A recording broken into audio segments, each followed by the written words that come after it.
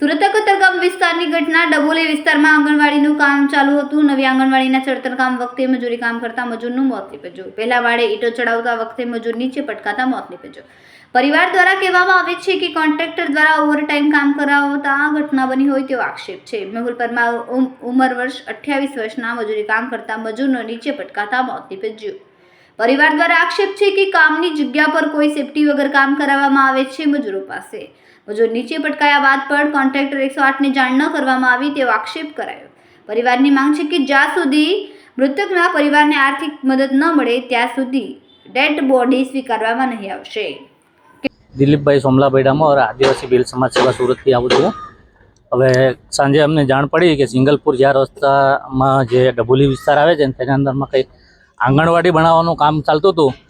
તે દરમિયાન આ ભાઈ ઉપરથી નીચે પડી ગયો. કોઈ પણ જાતની સેફટી કોન્ટ્રાક્ટર કે આપી નથી, કોઈ પણ સુપરવાઇઝર હાજરમાં નથી.